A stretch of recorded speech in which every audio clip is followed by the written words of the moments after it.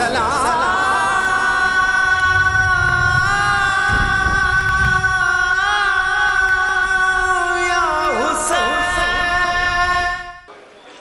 حول ولا قوة إلا بالله العلي العظيم حسبنا الله ونعم الوكيل نعم المولى ونعم النصير أعوذ بالله من الشيطان الرجيم بسم الله الرحمن الرحيم الحمد لله الذي يؤمن الخائفين وينجي الصالحين ويزع المستكبرين ويهلك ملوكا ويستخلف آخرين والصلاة والسلام على رسول الثقلين محبوب رب المشرقين والمغربين جد الحسن والحسين نبينا سيدنا بالقاسم محمد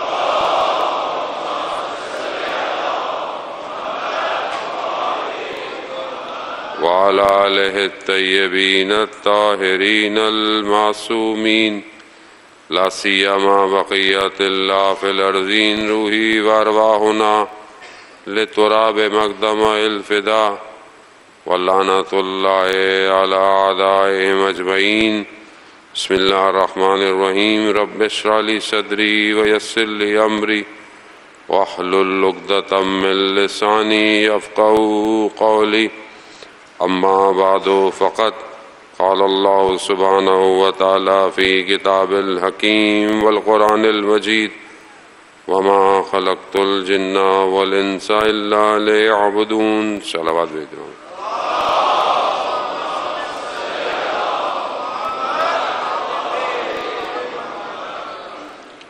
عزاداران سید الشہداء بہت تیزی سے ماہ محرم اپنے اس نقطے تک بڑھ رہا ہے جہاں پر امام اپنے پیاروں کے ساتھ خدا کی راہ میں قربانی دینے کے لیے تیار ہیں۔ آج جو مناسبت کربلا کے جس شہید سے ہے اس کم سنی میں اس نے وقت کے یزید سے اس کا نقاب کھینچا ہے۔ یہی بہت ساری چیزیں اس چھوٹے سے بچے کی ہیں۔ باب الحوائج ہے، اس سے بڑی اور کوئی بات نہیں۔ اشعار آپ نے سنے، باب الحوائج ہونا آسان نہیں ہے۔ باب دروازے کو کہتے ہیں، حوائج حاجتوں کو، سوال کو، یعنی آپ کی حاجت، جو آپ کی ریکوائرمنٹ، آپ کی دعائیں، آپ کی مشکلات کا دروازہ یہ چھوٹا سا بچہ ہے۔ 3 باب الحوائج ہیں ہمارے پاس ہمارے مکتب میں۔ ایک امام موسیٰ کاظم علیہ السلام صلی محمد، دوسرے حضرت عباس علیہ السلام صلی اللہ، اور تیسرا یہ بچہ کہنے کو، یہ 6 ماہ کا بچہ کیوں لے کے گئے امام حسین، کیوں لے کر آئے امام حسین؟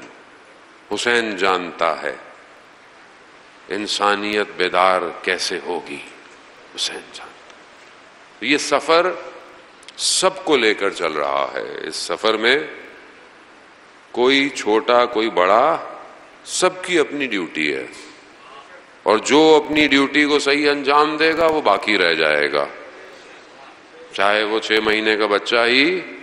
اس لیے بہت امپورٹنٹ ہے بچوں کو مجلس میں لے کر آنا۔ بچوں کو آپ مجلس میں لے کر آئیں، ان کو آداب سکھائیں، ان کو رسپیکٹ سکھائیں۔ مولانا صاحب بچوں کی سمجھ میں نہیں آتا، آپ لائیں گے تو سمجھ میں آئے گا نا، آپ نہیں لائیں گے تو کیسے سمجھ میں آئے گا؟ آپ اس کو لائیں۔ آپ موبائل پکڑا دیتے ہیں بچے کو، بیٹا تم گیم کھیلتے رہو میں اپنے کام کروں، یہ بچے کی تربیت نہیں ہے۔ بچے کی آپ کی ذمہ داری ہے. اس مکتب آپ کو کس نے جوڑا؟ اس مکتب سے آپ کی ماں نے، آپ کے بابا نے. اگر وہ آپ کو مجلسوں میں نہیں لے کے جاتے تو آج آپ یہاں نہیں بیٹھے ہوتے.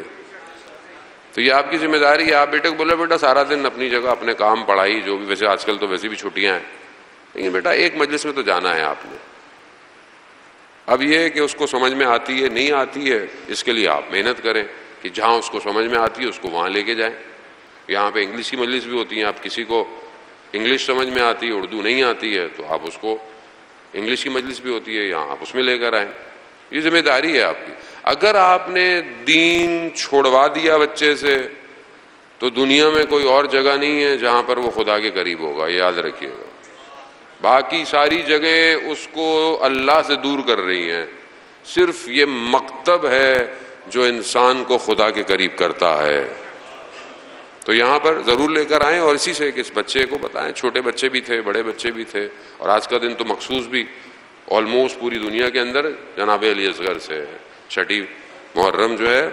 عزیزان محترم، ہم جو آئے ہیں، ہماری جو گفتگو ہے ان چند دنوں میں، جو ہم بھی آہستہ آہستہ آگے بڑھ رہے ہیں اور تھوڑے دن ہی رہ گئے، قرآن کی ایک آیت جو میں نے آپ کی خدمت میں بیان کی کہ جو پروردگار نے حضرت موسیٰ سے ارشاد فرمایا، القیت علیک محبتا، میں نے آپ کے اوپر اپنی محبت کا عکس ڈالا، ریفلیکشن ڈالی اپنی محبت کی. خدا اپنی محبت کی ریفلیکشن ڈال رہا ہے.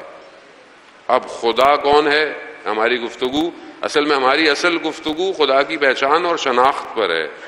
جب وہ سمجھ میں آئے گا تو محبت سمجھ میں آئے گی، اور جب وہ سمجھ میں آئے گا تو اس کا نمائندہ سمجھ میں آئے گا. جب اس کا نمائندہ سمجھ میں آئے گا تو پھر اس کے لیے روح اور بدن کو جدا کرنا سمجھ میں آئے گا. تو یہ ٹریول تھوڑا سا مشکل ہے، لیکن اتنا بھی مشکل نہیں ہے کہ ہم اس کی طرف آگے نہ جائیں. تو یہ جو محبت خدا نے حضرت موسیٰ کے اوپر ڈالی، کہا کیوں ڈالی؟ تاکہ میں اپنے آنکھوں کے سامنے آپ کی پرورش کر سکوں. میں وہ خدا کی آنکھ بھی ہے. وہ یہ سوالات ہیں یہ آپ کے ذہن میں ہونے چاہیے. خدا پرورش کیسے کر رہا ہے، کیا چاہ رہا ہے؟ خوب یہ بہت سارے معنی، اور یہ پوری آیت نہیں ہے، یہ اس آیت کا آخری حصہ ہے. آیت بہت بڑی ہے، تھوڑا سا حصہ ہے سورۃ طٰہٰ کی آیت. وزان محترم، محبت خدا کی کہاں ریفلیکٹ ہوتی ہے؟ میں کیا کروں کہ خدا کی محبت مجھ پہ بھی ریفلیکٹ ہو؟ کچھ میں بھی تو ایسا کروں کہ میرے اوپر بھی خدا کی محبت ریفلیکٹ ہو، خدا بھی مجھے پھر اپنے آنکھوں کے سامنے میری پرورش کرے. کیوں کرے؟ کیوں ضرورت ہے؟ کیونکہ میں سعادت پہ پہنچنا چاہتا ہوں، میں کمال پہ پہنچنا. ہر چیز اپنے کمال کی طرف بڑھ رہی ہے، چاہے آپ چاہیں یا نہ چاہیں. چھوٹا سا بیج آپ زمین میں ڈالتے ہیں، پانی دیتے ہیں، کیا ہوتا ہے؟ بیج وہیں رہ جاتا ہے. اس کی فطرت میں یہی ہے. اگر اس بیج میں سے ایک پودا نکلتا ہے، پھر وہ ایک تناور درخت بنتا ہے، پھر جب وہ پھل دیتا ہے، وہ اپنے کمال پہ پہنچ گیا. ہر چیز کمال چاہتی ہے، ہر چیز دنیا کی فطرت میں ہر چیز کمال چاہتی ہے. جہاں اس نے کمپلیٹ ہونا ہے وہ چاہتی ہے. پانی کمال چاہتا ہے، ہر وجود کمال. اسی طرح بچہ بڑا ہو رہا ہے، وہ چاہتا ہے کہ بہتر ہو. آپ بھی چاہتے ہیں ہر چیز. اسی طرح جو انسان کی روح ہے، کہ جو ہماری گفتگو ہے کہ ایک عالم مادہ ہے، میٹر ہے، دوسرا عالم تجرد ہے، دوسرا سافٹ ویئر ہے. جو سافٹ ویئر ہم نے ڈیفائن کیا تھا کہ سمجھانے کے لیے، وہ بھی کمال چاہتا ہے. وہ بھی چاہتا ہے کہ میں بھی کمال پہ پہنچوں. میں اس دنیا میں آیا ہوں بلینک آیا ہوں، جبکہ بلینک ہوتا نہیں ہے، وہ ڈیٹا اس میں فیڈ ہوتا ہے سارا. لیکن جب یہاں آتا ہے تو اس کو پرووک ہونا ہے، اس کو دوبارہ سے چیزوں کو ایجاد کرنا ہے. وہ عہد کہ جو عالم زر میں وہ کر آیا ہے، اسے پورا کرنے کے لیے اسے یاد دہانی کرائی جاتی ہے. اور ان یاد دہانی کرانے کے لیے اللہ نے 1,24,000 کو بھیجا ہے. کیوں؟ آپ کی روح کہاں سے آئی ہے؟ قرآن کی آیت آپ کیا پڑھتے ہیں؟ انا للہ و انا الیہ. ہم اللہ ہی کی طرف سے آئے تھے اور اللہ ہی کی طرف آئے تھے، اور واپس کہیں یہ نہیں کہا کہ رکنا ہے. واو ہے درمیان میں. انا للہ و انا الیہ، تھوڑی دیر ڈسینڈنگ ہے. یہ آپ نیچے آئے, روکے, واپس اوپر چلے گئے. نزول, صعود, نازل ہوئے, واپس. اس پروسیجر کے لیے پروردگار نے اتنی بڑی سٹوری بنائی ہے. اور چیک کر رہے ہیں. کیوں کیا پروردگار؟ میں تمہیں چیک کرنا چاہتا ہوں. کیوں چیک کرنا چاہتا ہے؟ وہ اس کی مرضی ہے. خالق ہے, وہ تخلیق کرنے والا ہے, مالک ہے, اس کی مرضی ہے, کچھ بھی کرے. خالق جو چاہتا ہے. پروردگار تو چاہتا ہے. ہاں, کامیابی کس میں؟ جو میں چاہتا ہوں اسی میں کامیابی ہے. کیسے؟ حدیث قدسی ہے. پروردگار ارشاد فرماتا ہے, اے بنی آدم, اگر تم نے وہ کیا جو میری خواہش ہے تو میں وہ تمہیں سب دوں گا جو تمہاری خواہش ہے. اگر تم نے وہ کیا جو میں چاہتا ہوں تو میں تمہیں سب دوں گا جو تم چاہتے ہو. لیکن اگر تم نے وہ نہ کیا جو میری خواہش ہے تو تم زمین پہ مارے مارے پھرو گے, تمہیں وہ نہیں ملے گا جو تمہاری خواہش ہے. خدا چاہتا ہے. اب ہمیں اپنے آپ کو اس قابل کرنا ہے کہ ہم اس محبت کو اپنے وجود پر لے سکے. تو عزیزان محترم, ہماری گفتگو ٹریول کری کہاں سے؟ غیب, شہود. غیب کی ٹائپ میں نے آپ کو بتائیں. شہود کس کو کہتے ہیں؟ عالم تجرد کس کو کہتے ہیں؟ یہ میں نے آپ کو. پھر ہم نے یونیورس کو ڈسٹنگوش کیا. کتنے عالم ہیں؟ جتنے ہم عالم بہت سارے ہیں, سب تو میں بھی نہیں جانتا, نہ میں اتنی گفتگو کر سکتا ہوں. جتنا میں تھوڑا بہت پڑھ کر آتا ہوں آپ کی خدمت میں. ایک عالم مادہ ہے, عالم میٹلسٹک ورلڈ ہے جس میں ہم رہ رہے ہیں. ایک عالم مثال ہے جو ہم خواب میں دیکھتے ہیں, جس کا ریلیشن اس میٹر کے ساتھ ہے, جو خواب. لیکن عالم الگ ہے. کیوں؟ اسپیس الگ ہے, ٹائم زون الگ ہے, فریم الگ ہے, سب کچھ الگ ہے. ایک عالم اس سے آگے ہے, عالم برزخ, عالم تجرد. عالم برزخ اس کی ایک مثال ہے کہ جو اس عالم سے بالکل ڈفرینٹ ہے, ماورائے طبیعت ہے. اس میں سپیس یہ نہیں ہے, اس میں یہ ساری چیزیں نہیں ہیں. اور وہ اس کی مثال کہ جو لوگ ہمارے مر جاتے ہیں وہ کبھی ہمارے خواب میں آتے ہیں, ہمیں کوئی خبر دیتے ہیں, ہمیں کوئی نیوز دیتے ہیں. اب ایک آدمی کو اللہ نے دو چیزوں سے خلق کیا ہے, ایک بدن, ایک اس کی روح. ان دونوں چیزوں کا کمبینیشن انسان ہے. اگر روح نکل جائے بدن کسی کام کا. مین جو ایپلیکیشن ہے ہیومن بینگ کی وہ اس کی سول ہے. سارا سسٹم اسی سے کیلکولیٹ ہے. سزا, جزا کا عزا سب اسی کو ملے گا, سب کچھ اسی نے بیئر کرنا ہے. لیکن اس عالم میں اللہ نے اس کو بھیجا اس بدن کے ساتھ. کیوں؟ بدن وسیلہ ہے, ایک میڈیم ہے کنیکشن کا مادے کے ساتھ. اور یہ ساری چیزیں میں باتیں بہت ڈیٹیل میں کر چکا ہوں, میں ریپیٹ نہیں کروں گا کہ لوگ, تاکہ تھوڑا سا آپ کو سمجھ آئے کہ ہماری گفتگو کیا چل رہی ہے. برین کنیکشن کریٹ کرتا ہے, برین اٹ سیلف بھی کچھ بھی نہیں ہے. جو چیزیں آپ فیل کرتے ہیں, خوف ہوتا ہے آپ کو, آپ بہادری محسوس کرتے ہیں. صلوات بھیج دے محمد والے محمد.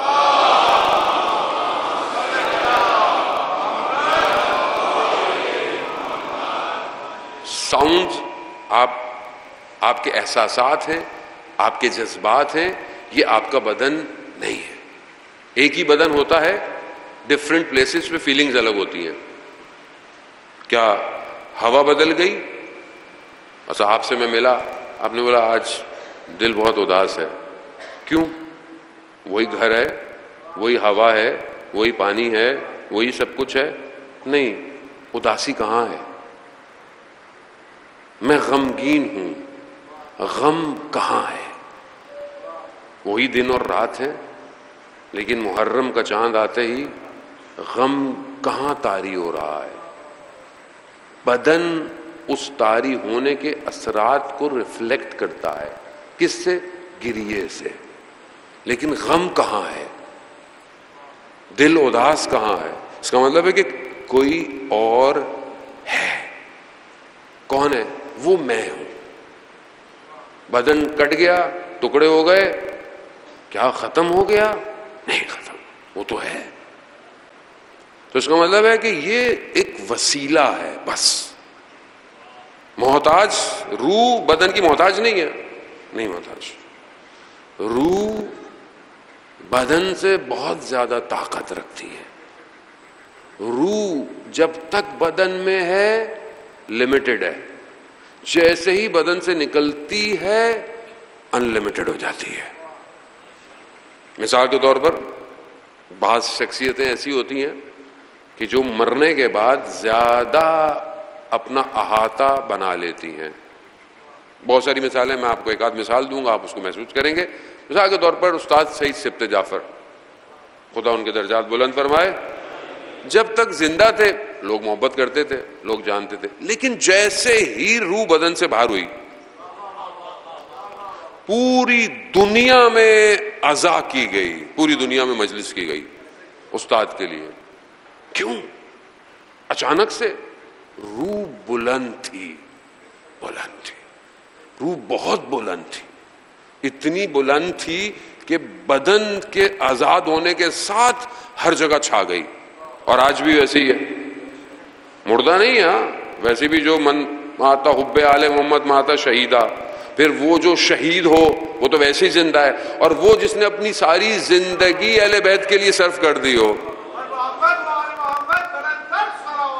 اللہم صلی علی محمد. اور یہ میں پروف کرا چکا ہوں آپ کی ساری باتیں کہ ہم جہاں ہیں ہم نیچے ہیں.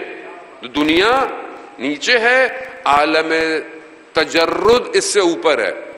They can see us, they can tell anything to us, but it's not possible کہ ہم بھی انہیں دیکھ سکیں. ضروری نہیں ہے، ہاں اگر میں اپنے آپ کو محنت کروں میں ان کو دیکھ سکتا ہوں، میں ان سے مل سکتا ہوں، میں ان سے بات کر سکتا ہوں، مگر وہ ادھر سے دے رہے ہیں، دے سکتے ہیں. خوب یہ ایک سادی سی مثال ہے کہ جو ہماری زندگی میں ملموس ہے. اب خدا کیا ہے؟ فقد عرف نفسا عرف ربا. یہ حدیث پیغمبر سے بھی ہے، یہ حدیث امام علی علیہ الصلوۃ والسلام سے بھی ہے. اللہم صلی علی محمد وعلی محمد. اول معرفت انسان معرفت پروردگار ہے. لیکن کیسے ہوگی؟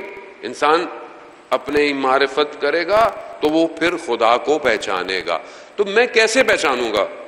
میں نے اپنے نفس کی معرفت کی، یہ حدیث ہم سنتے رہتے ہیں، اس نے اپنے رب کو پہچانا. تو میں کیسے پہچانوں؟ میں اپنے نفس کو، پہلے نفس کو پہچانوں. جب اپنے نفس کو پہچانو گے تب اپنے پروردگار کو. تو آج مجھے تھوڑی سی دیر موقع دیجیے گا کہ میں کم از کم اس کو کسی نہ کسی مرحلے پر آپ کو لے کے چلا جاؤں کہ میں اپنے نفس کو پہچان گیا ہوں. میں نے کوشش کی ہے 4-5 دنوں میں کہ آپ اپنے نفس کو تھوڑا سا پہچان لیں.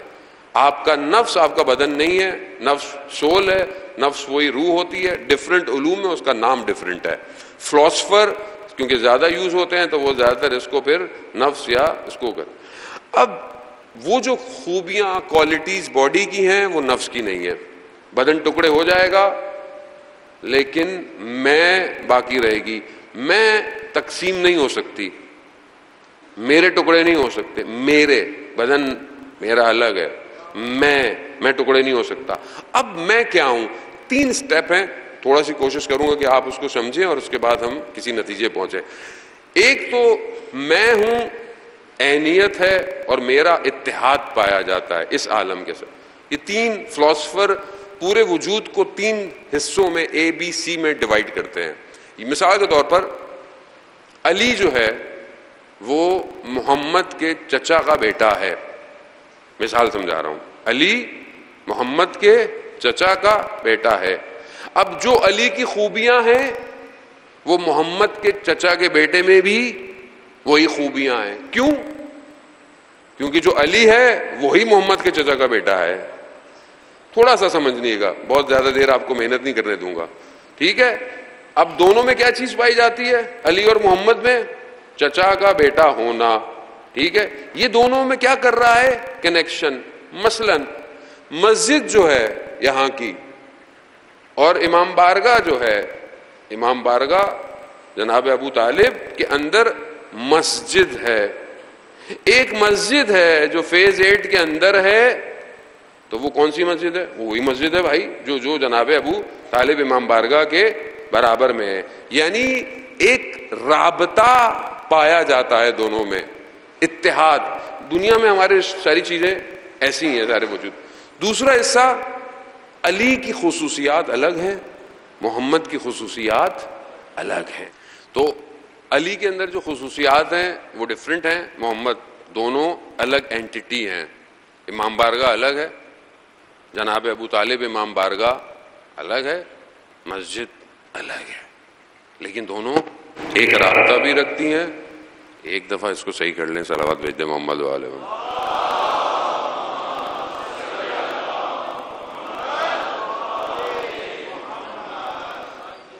اب یہ دونوں ڈفرینٹ ہے، یہ بی ہے. اے کیا تھی؟ دونوں میں ایک چیز کامن ہے، بی میں دونوں ڈفرینٹ ہیں. ساری موجودات ایسی ہیں. تیسرا آپشن فلاسفرز کیا کہتے ہیں کہ امام بارگاہ ہیں بہت سارے، ڈیفنس میں چند امام بارگاہ ہیں، ایک امام بارگاہ یہ ابو طالب ہے. تو کیا یہ امام بارگاہ سارے امام بارگاہوں کور کر رہا ہے؟ نہیں، اٹس اے پارٹ آف اے امام بارگاہ. علی انسان ہے، تو کیا سارے انسان علی ہیں؟ نہیں، علی انسانوں کے مجموعے میں ایک انسان ہے. سمجھ رہے ہیں؟ تھوڑی سی بات تھوڑا سا مشکل ہے، لیکن نتیجہ بہت اچھا آئے گا آپ کو. امام بارگاہ ہیں، ان امام بارگاہوں میں سے ایک یہ ہے. سمندر ہے، موج، لہر، ویو کیا ہے؟ سمندر کے مجموعے میں ایک حصہ ہے. کیا موج سمندر ہے؟ نہیں. کیا سمندر موج کے بغیر رہ سکتا؟ نہیں رہ سکتا. یعنی اس کے شیلٹر کے نیچے ایک حصہ ہے، تقسیم کیا جا سکتا ہے. یہ تین آپشن ہیں. ایک میں ریلیشن شپ پائی جاتی ہے، ایک بالکل جدا ہے، ایک مجموعہ ہے، یعنی اوپر ایک چیز ہے، اس کے انڈر چیزیں ڈسٹریبیوٹڈ ہیں جو ڈیوائڈ کی جا سکتی ہیں. یہ ایگزامپل کے ساتھ میں نے اب خدا اور انسان کیا ہے، تو ہم نے تینوں پہ رکھنا ہے. کیا خدا اور انسان میں اتحاد پایا جاتا ہے؟ کیا دونوں جڑے ہوئے ہیں کسی نہ کسی طریقے سے؟ کیا خدا کو بیان کرنے کے لیے انسان کو کسی طریقے سے جوڑنا پڑتا ہے؟ تو ایسا نہیں ہے. خدا محتاج تھوڑی ہے. خدا کو اتحاد کی ضرورت نہیں. خدا تو پہلے بھی تھا، خدا تو پہلے سے تھا، خدا تو آخر میں بھی رہے گا، تو میں تو بعد میں آیا ہوں. تو یہ پہلی والی ایکویشن تو نہیں ہو سکتی. دوسری، کیا خدا الگ ہے، انسان الگ ہے؟ یعنی کوئی چیز الگ ہو، یعنی وہ الگ ہو جب کوئی چیز آپ کہتے ہیں الگ ہے، علی الگ ہے، محمد الگ ہیں، دونوں کے حدود ہیں، لمیٹیشن ہے. کیا خدا الگ ہے؟ تو خدا کے لمیٹیشن ہے. جب آپ کہتے ہیں کوئی چیز الگ ہے، یہ الگ ہے، تو اس کا مطلب ہے دونوں کی باؤنڈریز ہیں. تو کیا خدا کی کوئی باؤنڈری ہے؟ کیا خدا محدود ہے؟ کیا خدا کسی جگہ پہ پایا جاتا ہے، کسی زمانے میں پایا جاتا ہے؟ نہیں، خدا تو انلمیٹڈ ہے، خدا تو محدود نہیں ہے، خدا تو ہر چیز کے اندر ہے. تو اس کا مطلب ہے کہ بی ایکویشن بھی آپ نے ڈکلائن کر دی. سی، خدا ہے، مخلوقات اس کا مجموعہ ہے. سمندر ہے، ویو اس کا مجموعہ ہے، قطرہ اس کا مجموعہ ہے. کیا قطرہ سمندر سے جدا ہے؟ نہیں. لیکن کیا سمندر بغیر قطروں کے بن سکتا ہے؟ وہ بھی نہیں بن سکتا. تو کیا خدا انسان کا محتاج ہے؟ کیا خدا ساری مخلوق اگر ہوگی تو خدا ہوگا؟ تو اس کا مطلب کیا ہے؟ یہ تینوں ایکویشن ہیں فیل ہو گئی. اب کیا کریں؟ اب کیا کریں؟ خدا کہاں ہے؟ خدا قرآن میں کیا کہہ رہا ہے؟ خدا کہہ رہا ہے کہ اقرب ہو، میں تمہاری شہرت سے بھی زیادہ تمہارے قریب ہوں. یعنی میں تمہارے اور تمہارے وجود کے درمیان میں ہوں. کہاں ہوں؟ وجود کون سا؟ یعنی جو تم ہو، یعنی تم اور تمہارے درمیان میں ہوں. یعنی اس کا مطلب کیا ہے؟ اس کا مطلب ہے کہ خدا جو ہے وہ ہر جگہ ہے، ہر جگہ ہے. بچوں کو کہتے ہیں خدا کہاں ہے؟ مطلب بڑا آسمان میں. بچے کہتے ہیں آسمان میں کہاں ہے خدا؟ کس جگہ ہے؟ جن کے نزدیک توحید صحیح نہ ہو وہ خدا کو کسی جگہ پہ سمجھتے ہیں، وہ خدا کو نور سمجھتے ہیں کہ وہ دیکھا. تو خدا نور نہیں ہے. اللہ نور السماوات والارض ہے. قرآن کی آیت پہ غور کریں. خدا زمین اور آسمان کا نور ہے، خود کوئی جدا نہیں ہے. آپ بولے الگ سے روشنی ہے، خدا ہے. نہیں، الگ سے روشنی نہیں ہے. اصل ان اللہ علی کل شیء قدیر ہے.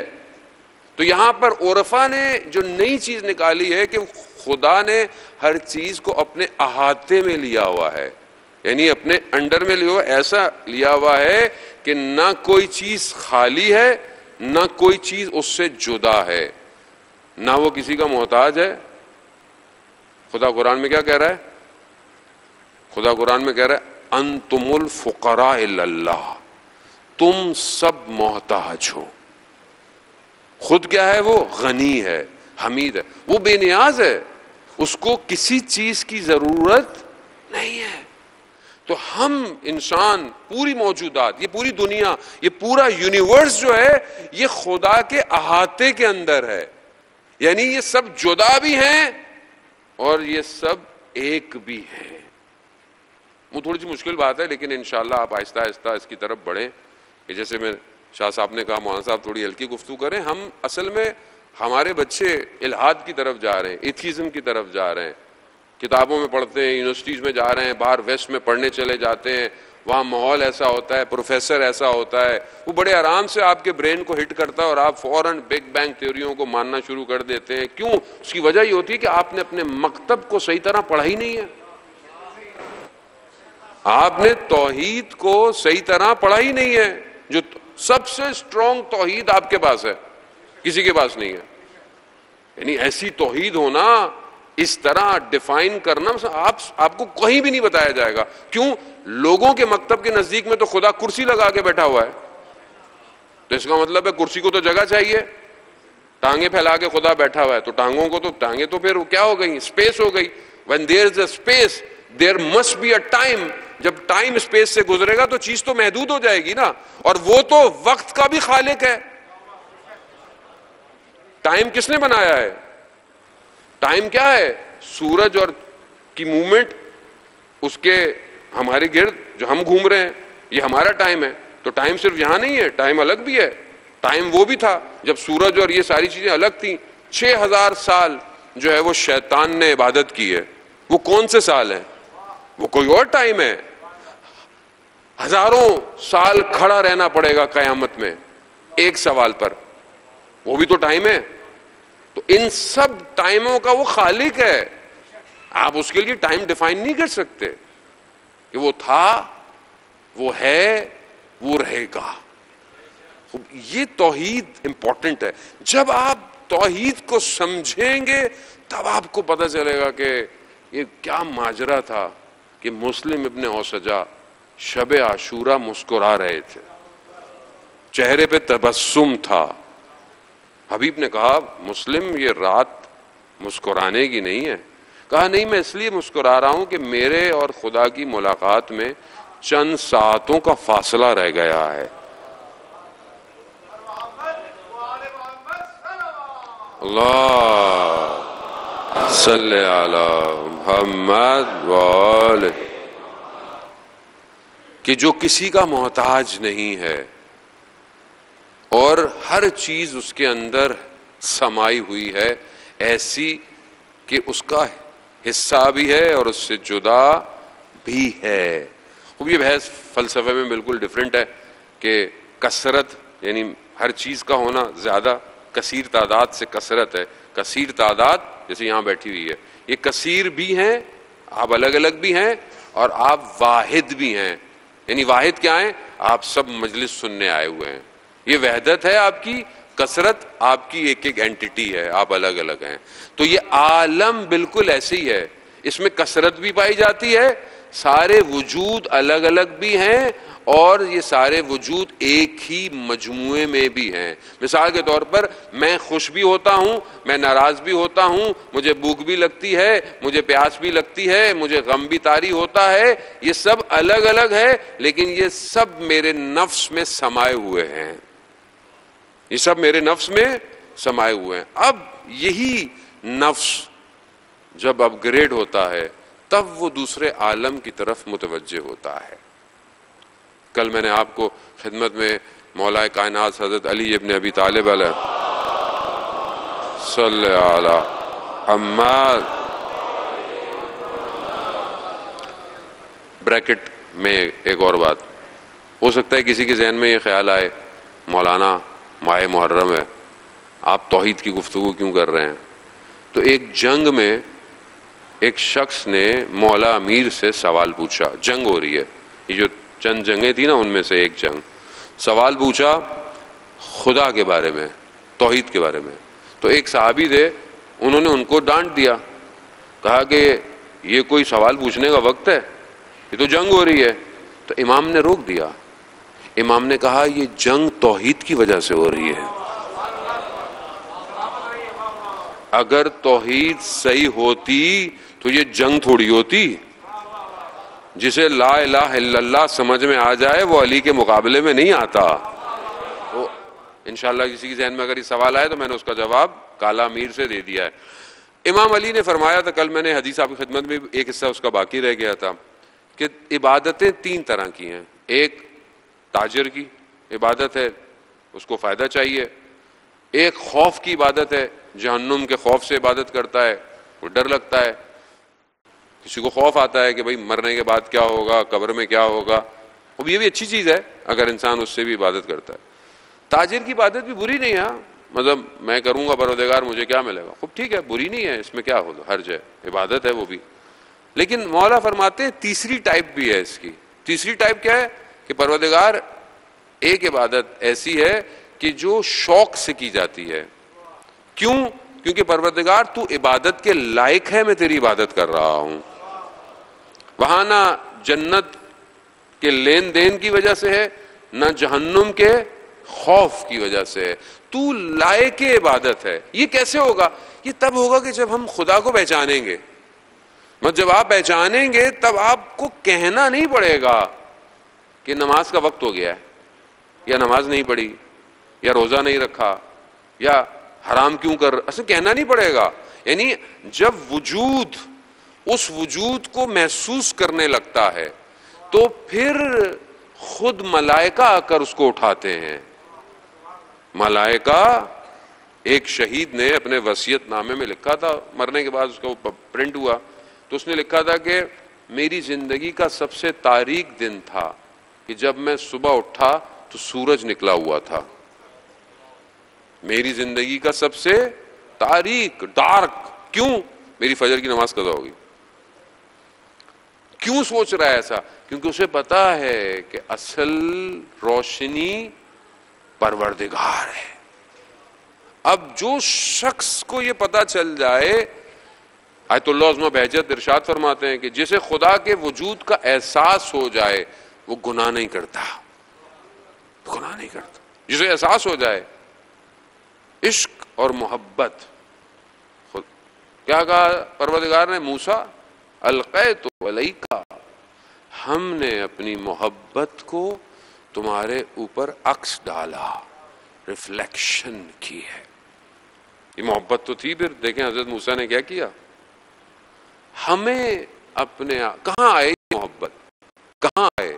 ہمارے اوپر بھی تو آئے تاکہ ہمیں کہنا نہ پڑے.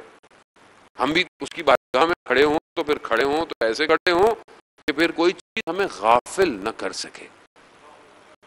کیسے کریں ہم، کیا کریں؟ کچھ ایسا عزیزان محترم بہت ساری چیزیں ہیں. یعنی پہلی چیز طلب ہے، طلب، ریکوائرمنٹ. جیسے آپ کو بھوک لگتی ہے، آپ کھانا مانگتے ہیں، آپ کو کوئی چیز کی ڈیمانڈ ہے، آپ کہتے ہیں. خدا کی بارگاہ میں بھی طلب کرنا چاہیے. خدا مجھے اپنی محبت دے. کیوں؟ وقت بہت تھوڑا سا رہ گیا. محبت خدا کس کو دیتا ہے؟ پھر حدیث کا سہارا لوں گا میں. حدیث معراج میں جب رسول خدا گئے، معراج پہ پروردگار نے اپنے محبوب سے بہت ساری گفتگو کی ہے. ایک گفتگو کا حصہ اس میں سے ایک حدیث، پروردگار کہتا ہے کہ اے احمد، میں جس کے عمل سے راضی ہو جاتا ہوں، جس کے عمل سے، کوئی بھی عمل آپ کرتے ہیں، جس کے عمل سے میں راضی ہو جاتا ہوں اس کو میں اپنی محبت چکھاتا ہوں، اور ایسی چکھاتا ہوں کہ دنیا کی ساری محبتیں وہ بھول جاتا ہے. اب میں کون سا ایسا عمل کروں کہ خدا تو مجھ سے راضی ہو؟ اب یہ میں اور آپ ڈیفائن نہیں کر سکتے، یہ تو عمل پر ہے، عمل کیے چلے جائیں، کوئی بھی عمل پسند آ جائے گا. ہو سکتا ہے کوئی چھوٹا سا عمل ہو سکتا ہے کوئی بڑا سا عمل. دیکھیں، جو کچھ کرنا چاہتا ہے نا زندگی میں، مثال کے طور پر اسپورٹس مین ہے، وہ یہ نہیں کرتا کہ مجھے پہلے سلیکٹ کرو پھر میں اپنے اندر پریکٹس کروں گا پھر میں بنوں گا. وہ یہ نہیں کرتا، وہ پریکٹس کرتا رہتا ہے. جس نے میراتھن میں حصہ لینا ہے نا، وہ روز دوڑتا ہے، اور وہ روز دوڑتا ہے، وہ دوڑتا رہتا ہے. وہی نہیں ایک سال بعد یا 6 مہینے بعد کمپٹیشن ہے تو کہاں سے دوڑے گا؟ وہ جو پہلے سے تیار ہوتا ہے، دنیا کے کیمرے بھی اسی کو پکڑتے ہیں. یہ نہیں سوچتے کہ بھائی ابھی مجھے کوئی کیمرہ دیکھ ہی نہیں رہا، مجھے کوئی سلیکٹ ہی نہیں کر رہا. کیوں سلیکٹ کرے؟ آپ کے اندر ہے کیا بھائی؟ نہیں، میں تو ایک آدمی محنت کر رہا ہے، صبح جاتا ہے، جاگنگ کرتا ہے، ایکسرسائز کرتا ہے، ٹورنامنٹ میں پریکٹس کرتا ہے، ٹیچر لیا ہوا ہے، ٹرینر لیا ہوا ہے، میچ میں بیٹھا ہوا ہے، لیب میں بیٹھا ہوا ہے، کمپیوٹر کے کورس کوڈنگ کر رہا ہے، سیکھ رہا ہے، ایک قابل کر اپنی پروفائل بناتا ہے، پھر آن لائن کلک کیا جاتا ہے، یہ پروجیکٹ آپ نے کرنا ہے. امام جانتے تھے کہ دین کی بقا کے لیے مجھے کس کو لے کے جانا ہے. اور کیا دین بچایا علی اصغر نے. وقت کے یزید کے چہرے سے نقاب کھینچ لیا علی اصغر نے. چھوٹے بچے کو پانی سے کیوں روکا؟ پلا دیتے. ورنہ کل کو لوگ بولتے بھائی پانی تو بڑوں کے لیے بند تھا یا تھا، لیکن نہیں، بچے سے کیا مسئلہ ہے؟ بچے کو پانی کیوں نہیں دے رہے؟ آج جب غزہ میں بچوں کے جنازے اٹھتے ہوئے دیکھے تو پھر سمجھ میں آیا کہ ہم تو اس داستان کو بڑے عرصے سے رو رہے ہیں، ہم تو اس ظلم کو بڑے عرصے سے دیکھ رہے ہیں کہ یہ ہو رہا ہے. اور دنیا بعضوں کا ذہن میں آتا ہے کہ کیسے ہو سکتا ہے کہ ایک بچے کے ساتھ اتنا بڑا حادثہ ہو اور کسی نے کچھ نہیں کیا، سب خاموش ہو. آئیے دیکھیے فلسطین کے اندر دنیا خاموش ہے، ہزاروں کی تعداد میں بچے مر چکے ہیں، دنیا خاموش. عزیزان محترم، ایک شخص کہتا ہے کہ سردیوں کی راتیں تھیں، شدید برف پڑی ہوئی تھی، ہائی وے پہ گاڑی خراب ہو گئی. سردی کی شدت اتنی تھی کہ گاڑی میں بھی زیادہ دیر بیٹھے رہتے تو مر جاتے. ہم نے بہت کوشش کی ہائی وے پہ کہ گاڑیاں رکیں، کوئی نہیں رکا. تو ہمارے ساتھ چھوٹا بچہ تھا ایک چند ماہ کا. ہم نے بچے کو ہاتھ میں لیا اور ہائی وے پہ صرف یوں کھڑے ہو گئے. گاڑیاں رکنا شروع ہو گئی، گاڑیاں رکنا شروع ہو گئی. چھوٹا بچہ ہے، لوگوں نے بولا چھوٹا بچہ ہے، مشکل میں ہوں گے، پریشانی میں ہوں گے، رک جاؤ. مظلومیت حسین، حل من ناصر ینصرنا. خدا آپ کو اس کا اجر دے، خدا آپ کو اس کا اجر دے. ہے کوئی مدد کرنے والا؟ جیسے امام نے یہ استغاثہ بلند کیا نا تو خیموں میں شور اٹھا، ہلچل سی ہوئی. امام خیمے میں آئے. امام نے کہا میں نے آپ سے گزارش کی تھی کہ جب تک میں زندہ ہوں، کہا جب سے آپ نے یہ کہا ہے نا کہ کوئی ہے میری مدد کرنے والا، تو یہ بچہ کسی آغوش میں آرام نہیں پا رہا، آرام نہیں پا رہا، کسی آغوش میں آرام نہیں پا رہا، بے چین ہے. امام نے بچے کو اپنی آغوش میں لیا، بچہ خاموش ہو گیا. بچہ بھی جانتا تھا یہی میری آخری آغوش ہے. پیاسا ہے. ابھی گرمی ہے نا, ابھی پیاس لگتی ہے, ماشاءاللہ آپ پانی پلا رہے ہیں, بچے کو پیاس لگے آپ پانی پلا رہے ہیں. ایک عالم دین کہتے ہیں رات آدھی رات تھی, بچہ چھوٹا سا تھا ابھی ہمارا, اچانک سے بچے نے گریا شروع کی. اتنا گریا ہمیں سمجھ میں نہیں آ رہا تھا, نیا نیا بچہ پیدا ہوا تھا, چند ماہ ہوئے تھے, پریشان تھے, کیا بیماری, سب کر لیا, بچے کو آرام نہیں آیا, بہت پریشانی. تو کہا کہ ہاسپٹل لے آئیں, ڈاکٹر پہ لے جائیں. تو جیسے ہی اس کو لے کے جانے لگا, وہ کہنے لگا, تو دیکھا کہ دروازے کے قریب میز پر جگ رکھا ہوا تھا پانی کا. بچہ جگ کی طرف جھکنے لگا, اس کو پیاس لگ رہی تھی, پیاس لگ رہی تھی. امام نے بچے کو لیا, چھوٹی سی بہن دیکھ رہی ہے, بھائی پانی پینے جا رہا ہے. امام نے ابا میں بچے کو لپیٹا, بلندی پہ پہنچے, ابا کو ہٹایا. دشمن سمجھا کہ شاید امام قرآن لے کر آئے ہیں, مگر قرآن کا پارا تھا. اشکیا کے لشکر میں رونا شروع ہو گیا, رونے لگے منہ چھپا کے. یہ کیا کر رہے ہیں, چھوٹا سا بچہ. شمر ملون نے دیکھا کہ یہ بچہ جنگ جیت جائے گا. ہرملا, اس بچے کی پیاس کو بجھا دو. وہ چند تیروں میں سے ایک تیر, بس آپ زیادہ مصیبت نہ میں پڑھ سکتا ہوں نہ آپ سن سکتے ہیں. بس امام کے ہاتھ میں بچہ ہے. ایک ہوتا ہے ذبح کرنا, ایک ہوتا ہے نہر کرنا. اونٹ کو نہر کیا جاتا ہے, اونٹ کی گردن نہیں کاٹی جاتی. اونٹ کی گردن میں تلوار یا نوکیلی چیز گھونپی جاتی ہے. یہ بچہ ذبح نہیں ہوا,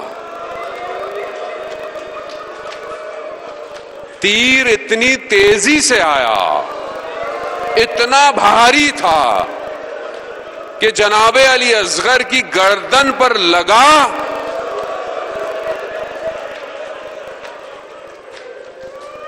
پلٹ گئے علی اصغر, تیر امام کے بازو میں پیوست ہو گیا. مسکراہٹ علی اصغر کی وہیں بکھر گئی. اب امام اپنے بچے کو لیے کھڑے ہیں. خون نہ آسمان لیتا ہے نہ زمین لیتی ہے. آپ روزے عاشورہ اعمال کرتے ہیں نا, ایک قدم آگے بڑھاتے ہیں پھر ایک قدم پیچھے کرتے ہیں. کیوں کرتے ہیں؟ امام اتنے بدن کو لے کر آئے, کوئی بدن بھاری نہیں تھا. یہ چھوٹا سا بچہ اتنا وزنی ہو گیا. انا للہ انا الیہ راجعون. کبھی ایک قدم حسین آگے جاتا ہے, کبھی پیچھے ہٹتا ہے. سمجھ نہیں آتا کہ خیمے میں لے کے جاؤں یا نہ جاؤں. ماں ویسے ہی مر جائے گی. بعض مقتل کہتے ہیں کہ بچہ خیمے میں گیا مگر فوراً واپس آ گیا.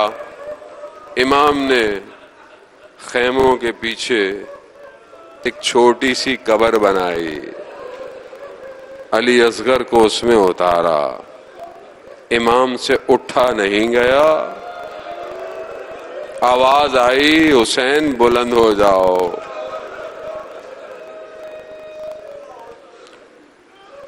وہ ماں خیمے, بس چند منٹ اور, اب ایک مراحل اور شبیہ جناب علی اصغر کا جھولا. چند بچے آپ کے بھی ہیں, چھوٹے چھوٹے بھی ہیں. جب باپ بیٹے کو کہیں لے کے جائے نا تو ماں دروازے پہ کھڑی رہتی ہے, کھڑی رہتی. سلام ہو اس ماں پر جس نے اپنے بچے کی مصیبتوں کو دیکھا. یہ مصیبت یہاں ختم نہیں ہوئی. شام غریباں آئی, دشمن نے بدنوں کو گننا شروع کیا. اللہ گننا شروع کیا. کہا ایک بچہ بھی تھا. کہاں ہے؟ بس رات کا وقت ہے. بس آخری جملے التماس دعا. رات کا وقت ہے, تاریکی ہے. انہوں نے کہا کیسے ڈھونڈیں؟ انہوں نے ہاتھوں میں نیزوں کو لیا. دشتے کربلا میں نیزے گھوپتے گئے. ایک نیزے میں رباب کی کمائی باہر آ گئی. سلام